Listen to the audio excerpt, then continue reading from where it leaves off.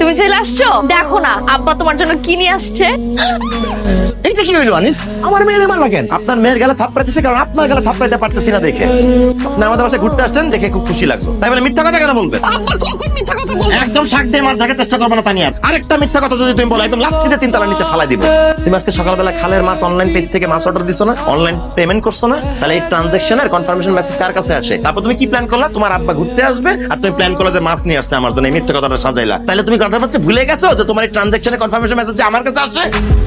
তানিয়া, আচ্ছা তুমি কতক্ষণ গাল ফুলায় বসে থাকবা বলো? সে কখন অফিস থেকে আসলাম, বিকাল থেকে সন্ধ্যা হয়ে গেছে, চা নাস্তা দিলেও তো পারতা। আর তুমিও আমার বাপকে ওইভাবে অপমান না করলেও পারতা। তোমার আব্বা তো ক্রেডিট নিতে গিয়ে মিথ্যা কথা বলে অপমান রাস্তা না খুলে রাখলেও পারতো। সে একজন মুরব্বী হয়ে সে একটু বাড়ায় কথা বলতেই পারে, কিন্তু তোমার সমস্যাটা কোথায়? উনি মুরব্বী মানুষ, এই বয়সে উনি নামাজ কালাম করবেন, ভালো ভালো কাজ করবেন, ভালো উপদেশ দিবেন, তার এই বয়সে এসে মিথ্যা কথা বলে অ্যাটেনশনটা কেন